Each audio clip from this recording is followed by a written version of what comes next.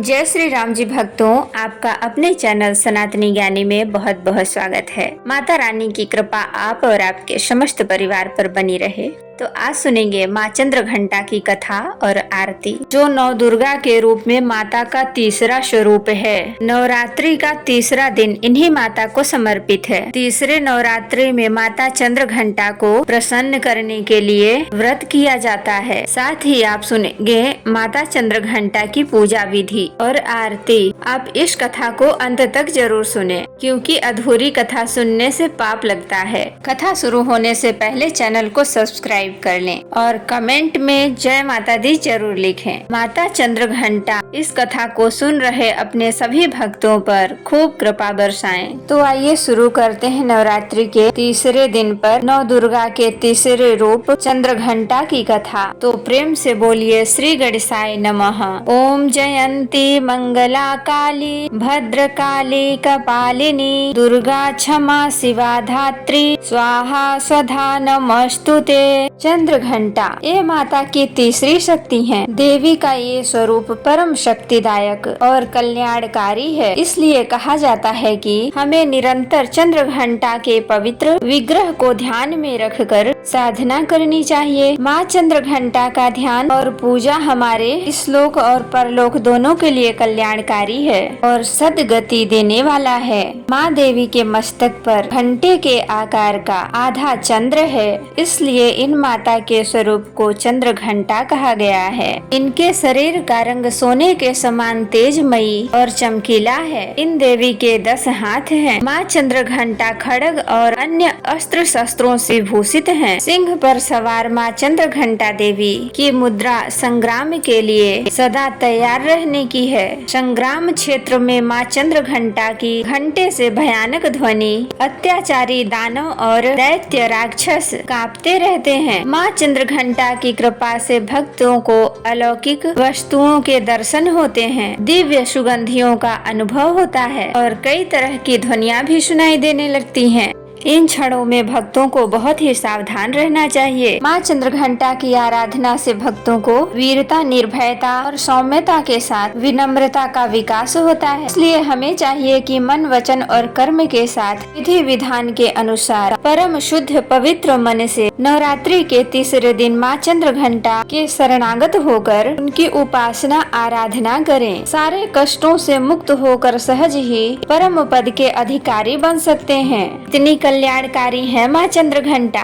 माँ चंद्रघंटा के कथा के अनुसार एक बार स्वर्ग पर राक्षसों का उपद्रव बढ़ने पर दुर्गा मैया ने चंद्रघंटा का रूप धारण किया था। महिषासुर नामक दैत्य ने सभी देवताओं को परेशान कर रखा था। महिषासुर देवराज इंद्र का सिंहासन प्राप्त करना चाहता था। वो स्वर्ग लोक पर सिंहासन पर राज्य करने के लिए ही देवताओं से लगातार संग्राम कर रहा था।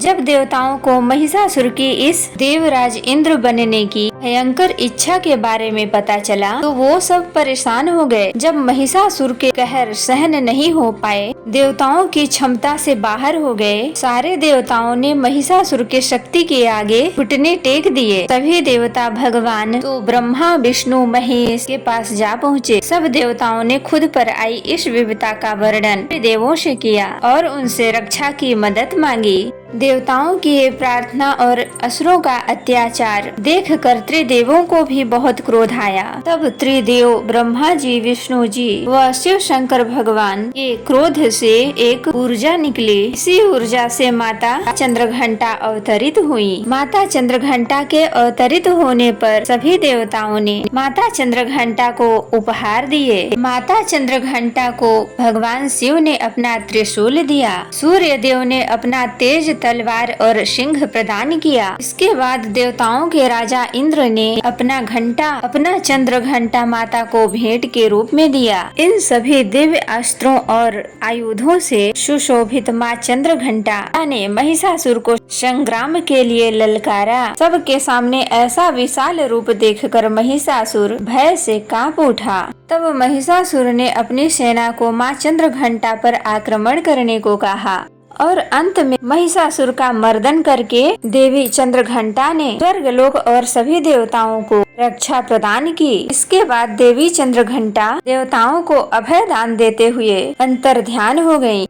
माँ चंद्रघंटा को खीर बहुत पसंद है, इसलिए माँ चंद्रघंटा को केसरिया साबूदाने का खीर का भोग लगाना अत्यंत शुभ होता है। पंचामृत का मिश्रण इन सभी गुणों का प्रतीक है। पंचामृत में दूध, दही, घी, शहद और गंगा जल का मिश्रण होता है और ये भी माँ चंद्रघंटा को अत्यंत प्रिय होता है। ये मिश्रण 5 पवित्र पदार्थों से बना होता है, जिनमें अपना प्रत्येक पदार्थ का अपना बड़ा महत्व है। दूध को शुद्धता और पोषण का तत्व प्रतीक भी माना जाता है, इसलिए आप माँ चंद्रघंटा को कच्चा दूध भी चढ़ा सकते हैं। देवी को दही भी अत्यंत प्रिय है, अतः आप माँ को दही भी चढ़ा सकते हैं। सादा दही या फलों के साथ मिलाकर माँ चंद्रघंटा को उसका भोग भी लगा सकते हैं। माँ चंद्रघंटा के नाम का अर्थ है जिनके पास घंटे के आकार का आधा चांद है, उनकी तीसरी आंख सदा खुली रहती है, जो बुराई के खिलाफ लड़ाई की तत्परता को दर्शाती है। माँ चंद्रघंटा को चंद्रखंडा, वृक्कवाहिनी और चंद्रिका के नाम से भी जाना जाता है। माना जाता है कि माँ चंद्रघंटा अपने वीरता और साहस से लोगों को पुरस्कृत करती हैं। उनकी कृपा से भक्तों के सारे कष्ट दूर हो जाते हैं। रोग, व्याधि, भूत प्रेत की बाधाएं भी समाप्त हो जाती हैं। शिव पुराण के अनुसार माँ चंद्रघंटा भगवान शिव की शक्ति है, जो चंद्रशेखर के रूप में है। माँ चंद्रघंटा से जुड़ी एक और कहानी है। जब माता पार्वती ने शिव शंकर से विवाह किया तो पूरे ब्रह्मांड में ताड़कासुर नाम का एक भयंकर असुर कहर ढहा रहा था। उसने जतुकासुर नामक एक राक्षस भी नियुक्त किया था। जुतिकासुर एक भयानक चमगादड़ राक्षस था। एक दिन जतुकासुर और उसके असुरों ने कैलाश पर और माँ पार्वती पर आक्रमण कर दिया। उस समय भगवान शिव गहन तपस्या कर रहे थे। वो अपनी तपस्या नहीं छोड़ सकते थे। जतुकासुर ने अपने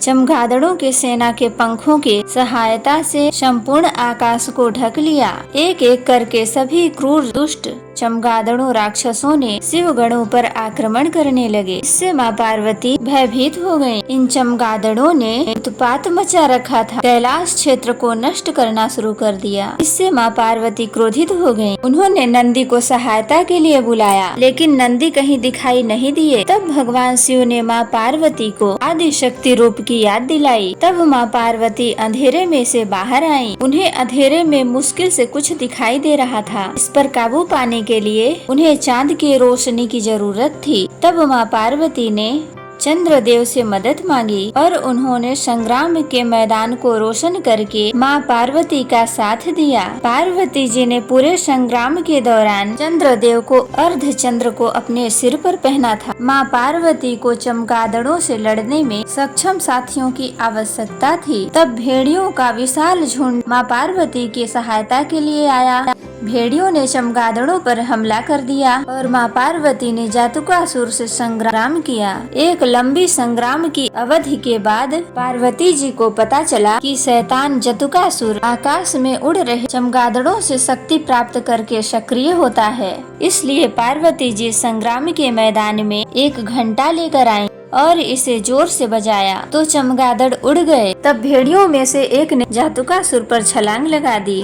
वो जमीन पर गिरकर दहाड़ने लगा। तब एक हाथ में कटार और दूसरे में घंटा, माथे पर चंद्रमा, भेड़िए पर बैठी पार्वती माता के इस भयावह कल्याणकारी रूप को ब्रह्मदेव ने चंद्रघंटा का नाम दिया। बाद में शिव शंकर ने माँ पार्वती से कहा, ये लीला किसी भी व्यक्ति को जीवन के किसी भी चुनौती, बाधाओं के डर को दूर करने का साहस प्रदान करेगी। नवरात्रि के तीसरे दिन या देवी सर्वभूतेषु माँ चंद्रघंटा रूपेण संस्थिता नमस्तस्यै नमस्तस्यै नमस्तस्यै नमो नमः। ओम देवी चंद्रघंटाय नमः। इन मंत्रों से माँ चंद्रघंटा की पूजा आपको अवश्य करनी चाहिए। आइए अब सुनते हैं माँ चंद्रघंटा की आरती। इसे सुने बिना माँ चंद्रघंटा की व्रत कथा पूरी नहीं मानी जाती। जय माँ चंद्रघंटा सुखधाम पूरन की जो मेरे काज, चंद्र समान तुम शीतल दाते, चंद्र तेज किरणों में समाते, क्रोध को शांत करने वाली, मीठे बोल सिखाने वाली, मन के मालिक मन भाती हो, चंद्र घंटे तुम वर देती हो, सुंदर भाव को लाने वाली, हर संकट से बचाने वाली, हर बुधवार जो तुझको ध्याए, शुद्धता सहित जो विनय सुनाए, मूर्ति चंद्र आकार बनाए, सन्मुख घी की ज्योति जगाए, शीश झुका कहे मन की बाता, पूर्ण आस करो जग की दाता, कांचीपुर है स्थान तुम्हारा, कर्नाटका में मान तुम्हारा, नाम तुम्हारा मैं रटू महारानी, भक्त की रक्षा करो माँ भवानी। अगर वीडियो पसंद आए तो लाइक जरूर कीजिए और कमेंट में जय माता दी जरूर लिखें। सब्सक्राइब भी कर लें और बेल बटन को जरूर प्रेस करें। इससे ये होगा कि जैसे वीडियो अपलोड होगी तो आपके मोबाइल में नोटिफिकेशन आ जाएगा। मिलती हूँ अगली वीडियो में, तब तक के लिए जय माता रानी, जय श्री राम जी।